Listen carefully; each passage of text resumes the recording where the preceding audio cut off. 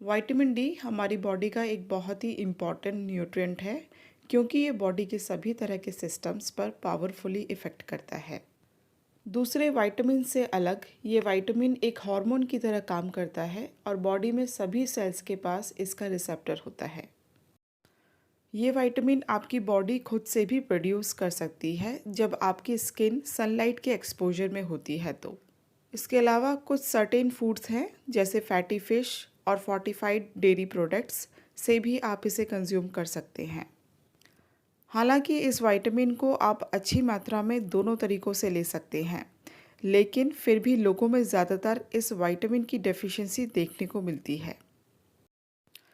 2018 की स्टडी के हिसाब से इंडिया में हर एज ग्रुप के लोगों में 40 to 99% विटामिन डी की डेफिशिएंसी देखी गई है। डेफिशिएंसी की इतनी प्रेवलेंस होने के कारण लोगों की बॉडी में काफ़ी कॉन्सिक्वेंसेस देखने को मिले हैं, जैसे ऑटो इम्यून डिजीज़ का होना, मतलब कुछ ऐसी बीमारियां जिसमें शरीर के खुद के सेल्स दूसरे सेल्स को मारने लगते हैं। इसके अलावा कार्डियोवैस्कुलर डिजीज़ का होना, मतलब हार्ट और ब्लड वेसल्स रिलेटेड डिजीज़। इसके अलावा विटामिन डी डेफिशिएंसी से कैंसर और ट्यूबरक्लोसिस, मतलब टीबी जैसी बीमारी होने का भी डर बना रहता है। लोगों के अंदर ऐसी बीमारियां होने का बर्डन और ज़्यादा ना बढ़े, तो इसके लिए ज़रूरी है पब्लिक और हेल्थ केयर प्रोवाइडर्स के बीच में ज़्यादा से ज़्यादा अवेयरनेस करने का। अवेयरनेस में ये बताना ज़रूरी है कि विटामिन डी का पर्याप्त मात्रा में होने का हमारे लिए क्या महत्व है, और अगर पर्याप्त मात्रा में नहीं मिलता है तो इसका हमारी बॉडी पर क्या असर पड़ता है। तो आज की ये वीडियो एक अवेयरनेस वीडियो है। इसमें आप जानेंगे कि ऐसे क्या कारण हैं जिससे इसकी डेफिशिएंसी लोगों में देखने को मिल रही है, और यदि किसी को डेफिशिएंसी है तो ऐसे में जनरली क्या साइंस और सिम्टम्स देखने को मिलते हैं। और साथ ही जानेंगे कि ब्लड में विटामिन डी की नॉर्मल रेंज क्या होती है। वीडियो शुरू करने से पहले अगर आपने ये चैनल अभी तक सब्सक्राइब नहीं किया है तो चैनल को ज़रूर सब्सक्राइब कर लें और साथ ही बेल आइकन को भी क्लिक कर लें ताकि हर लेटेस्ट वीडियो की नोटिफिकेशन आपको मिलती रहे।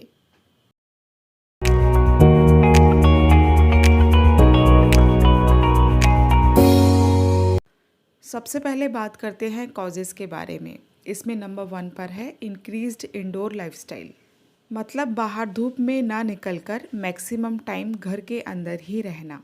अभी कोविड-19 के समय में काफ़ी लोग घर से ही काम कर रहे हैं, इवन ग्रोसरी का सामान भी वो ऑनलाइन मंगा रहे हैं।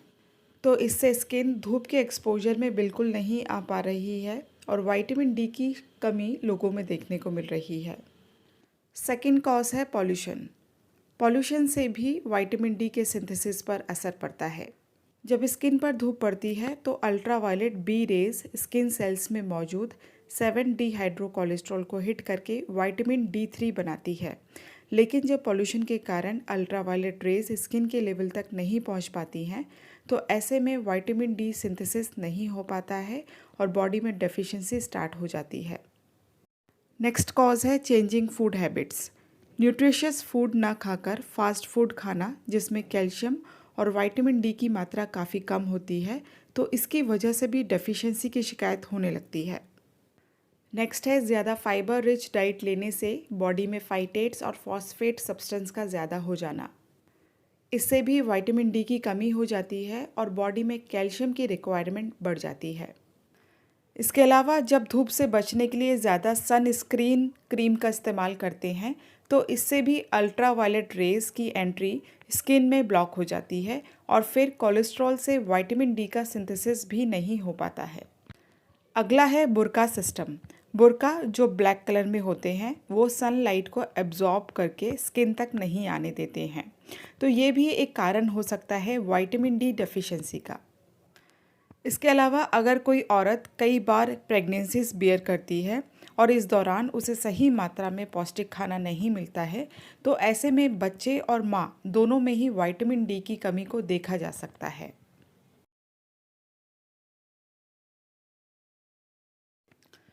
हम सब में से काफ़ी लोगों को ये पता ही नहीं होता कि वो डेफिशिएंट है, क्योंकि सिम्टम्स जनरली ऐसे होते हैं जिन पर ज़्यादा ध्यान जाता ही नहीं है। आप उन्हें आसानी से स्पेसिफिकली नहीं पहचान सकते हैं कि ये विटामिन डी डेफिशिएंसी के कारण हो रहा है और वो आपकी क्वालिटी ऑफ लाइफ पर असर भी डाल रहे हैं। तो अभी आप 8 ऐसे साइंस और सिम्टम्स के बारे में जानेंगे जो विटामिन डी डेफिशिएंसी की वजह से आपकी बॉडी में नज़र आ सकते हैं। इसमें सबसे पहला है बहुत जल्दी जल्दी बीमार होना। विटामिन डी का सबसे इम्पॉर्टेंट रोल है आपके इम्यून सिस्टम को स्ट्रॉन्ग बनाना, ताकि आपकी बॉडी खतरनाक वायरसेस और बैक्टीरियाज जो आपको अक्सर बीमार करते हैं उनसे लड़ पाए। ये विटामिन सीधा उन्हीं सेल्स के साथ इंटरेक्ट करती है जो इन्फेक्शन को ख़त्म करने के लिए फ़ाइट करते हैं। अगर आप जल्दी जल्दी बीमार होते रहते हैं, स्पेशली कोल्ड या फ्लू से, तो इसमें विटामिन डी की कमी का बहुत बड़ा रोल होता है। इससे रिलेटेड काफ़ी ऑब्जर्वेशनल स्टडीज़ भी हुई हैं जो विटामिन डी डेफिशिएंसी और रेस्पिरेटरी ट्रैक इन्फेक्शन जैसे कोल्ड, ब्रोंकाइटिस और निमोनिया होने के लिंक को शो करती हैं। इनमें से काफ़ी स्टडीज़ में ये मिला भी कि यदि रोज़ाना सही मात्रा में बॉडी में विटामिन डी डोज मिलता है तो रेस्पिरेटरी ट्रैक इन्फेक्शन के रिस्क को कम किया जा सकता है। अगला लक्षण है शरीर में बहुत जल्दी थकान महसूस होना। थकान भी कई कारणों से हो सकती है। एक कारण विटामिन डी की कमी होना भी है, लेकिन अनफॉर्चुनेटली इसे नज़रअंदाज करके एक पोटेंशियल कॉज नहीं माना जाता है। नेक्स्ट साइन जो आप देख सकते हैं वो है बोन पेन और बैक पेन। यदि आपको अपने शरीर की किसी हड्डी में दर्द या फिर कमर में दर्द है तो ये भी विटामिन डी की कमी का एक साइन हो सकता है, क्योंकि विटामिन डी हमारे शरीर की हड्डियों को मजबूत करने में कई तरह से मदद करती है, जैसे बॉडी में कैल्शियम एब्जॉर्प्शन को बढ़ाना। नेक्स्ट है डिप्रेशन। हमारा ब्रेन हेल्दी रहे, वो अच्छे से फंक्शन कर पाए, इसलिए हमारी बॉडी में विटामिन डी का सही मात्रा में होना बहुत ज़रूरी है। अगर इनसफिशिएंट न्यूट्रिएंट्स की वजह से ब्रेन ठीक से फंक्शन नहीं कर पाता है तो फिर डिप्रेशन और मेंटल इलनेस जैसे साइंस और सिम्टम्स भी नज़र आने लगते हैं।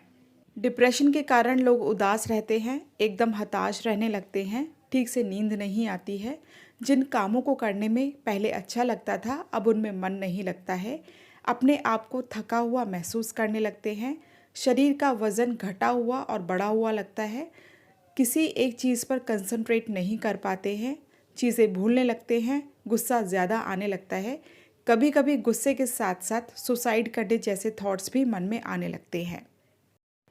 अगला लक्षण है चोट जल्दी से ठीक ना होना। अगर आपकी कोई सर्जरी हुई है या फिर किसी कारण से चोट लग गई है और वो काफ़ी समय से ठीक नहीं हो रही है तो ये साइन भी विटामिन डी की कमी का हो सकता है, क्योंकि ये विटामिन वुंड हीलिंग प्रोसेस में कुछ कंपाउंड्स को बनाती है जो स्किन की नई लेयर को बनाने में क्रूशियल रोल प्ले करते हैं। नेक्स्ट है बोन लॉस। जैसा कि पहले भी बताया कि विटामिन डी कैल्शियम को एब्जॉर्ब करके हमारी हड्डियों को मजबूत बनाता है। वैसे तो हड्डियां 30 से 40 साल तक की एज तक मजबूत बनी रहती हैं, लेकिन जैसे जैसे उम्र बढ़ती रहती है वैसे वैसे शरीर में बोन लॉस भी बढ़ता रहता है। बोन लॉस को बोन मिनरल डेंसिटी टेस्ट के द्वारा जांचा जाता है। अगर किसी की बोन मिनरल डेंसिटी कम है तो ऐसे में कैल्शियम और विटामिन डी सप्लीमेंट्स लेने की ज़रूरत बन जाती है ताकि फ्रैक्चर होने के रिस्क को कम किया जा सके। अब आते हैं अगले लक्षण पर जो है हेयर लॉस।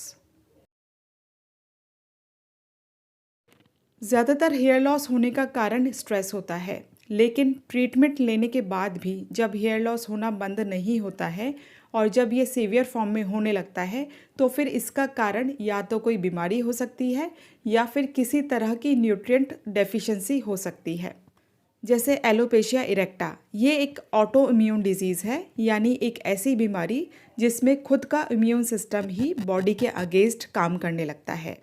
ये एलोपेशिया इरेक्टा रिकेट्स से भी एसोसिएटेड होती है। रिकेट्स एक ऐसी बीमारी है जिसमें बोन्स विटामिन डी डेफिशिएंसी की वजह से सॉफ्ट होने लगती है। मतलब देखा जाए तो हेयर लॉस होने का एक कारण विटामिन डी की कमी होना भी है। अब आते हैं लास्ट सिम्टम पर जो है मसल पेन। मसल पेन किस कारण से होता है इसका पता लगाना प्राय थोड़ा मुश्किल रहता है। जिन लोगों को क्रोनिक पेन है यानी दर्द होते हुए काफ़ी टाइम हो चुका है तो इसका एक लिंक ब्लड लेवल में विटामिन डी की डेफिशिएंसी होना भी होता है। डेफिशिएंसी से मसल के अंदर जो पेन सेंसिटिव रिसेप्टर्स होते हैं वो स्टिमुलेट होकर बॉडी में मसल पेन जैसी शिकायत होना शुरू कर देते हैं। अभी जो साइंस और सिम्टम्स डिस्कस किए हैं इनसे रिलेटेड काफ़ी रिसर्च हो चुकी हैं और रिसर्च में देखा भी गया है कि अगर ब्लड में विटामिन डी सफिशिएंट अमाउंट में फिर से आ जाता है तो इन साइंस और सिम्टम्स को रिजॉल्व किया जा सकता है। यदि किसी को ये साइंस और सिम्टम्स अपने अंदर नज़र आते हैं तो वो डॉक्टर की एडवाइस से विटामिन डी का टेस्ट करवाकर ये पता लगा सकते हैं कि उनके ब्लड के अंदर विटामिन डी की कमी है या नहीं। ये टेस्ट आप किसी भी अच्छे पैथोलॉजी लैब से करवा सकते हैं। जनरली 600 से 800 रुपये में ये टेस्ट हो जाता है। अब बात करते हैं इसके रेंज की। अगर ब्लड में इसका लेवल 20 नैनोग्राम या फिर इससे कम है तो इसे डेफिशिएंट माना जाता है, यानी विटामिन डी की कमी मानी जाती है और ऐसे में डॉक्टर की सलाह से फिर सप्लीमेंट्स लेने की ज़रूरत पड़ती है। अगर रेंज 20 से 30 नैनोग्राम के बीच में है तो इसका मतलब ये इनसफिशिएंट है। इसमें भी विटामिन डी सप्लीमेंट्स ले तो अच्छा होता है या फिर नेचुरली भी गेन कर सकते हैं, जैसे धूप में बैठकर या फिर फूड सोर्सेज से। अगर धूप में बैठते हैं तो बॉडी विटामिन D3 प्रोड्यूस करती है जिसे कोलेकैल्सिफेरॉल कहते हैं, और अगर फूड सोर्सेज से लेते हैं तो विटामिन D2 मिलता है जिसे अर्गोकैल्सिफेरॉल कहते हैं। धूप में विटामिन डी बनाने का जो सबसे सही समय होता है वो है सुबह 8 से दोपहर 1 बजे तक। इस समय पर सनलाइट में सबसे ज़्यादा अल्ट्रावायलेट बी रेज आती हैं। ये रेज स्किन में मौजूद फैट लेयर यानी कोलेस्ट्रॉल के साथ मिलकर केमिकल रिएक्शन के थ्रू विटामिन D3 बनाती हैं। धूप में बैठते समय ये ध्यान रखें कि सनलाइट का डायरेक्ट एक्सपोजर आपकी स्किन पर होना चाहिए, तभी विटामिन D3 फॉर्म होगी। अदरवाइज़ स्किन को कवर करके अगर आप धूप में बैठते हैं तो इसका कोई यूज़ नहीं है। अब बात करते हैं नॉर्मल रेंज की। अगर रेंज 30 to 100 नैनोग्राम है तो इसे नॉर्मल माना जाता है, मतलब बॉडी में पर्याप्त मात्रा में विटामिन डी है। लेकिन अगर रेंज 100 से ज़्यादा है तो इसे विटामिन डी टॉक्सिसिटी कहते हैं। ऐसा तब होता है जब बिना डॉक्टर की सलाह के विटामिन डी के सैशे या फिर टैबलेट्स लोग अपने आप ही लेना शुरू कर देते हैं, तो उन केसेस में टॉक्सिसिटी हो जाती है। तो इसलिए बहुत ज़रूरी है कि अगर आपको सिम्टम्स हैं तो अपना विटामिन डी टेस्ट करवाएं और फिर डॉक्टर की सलाह से ही ट्रीटमेंट लेना शुरू करें।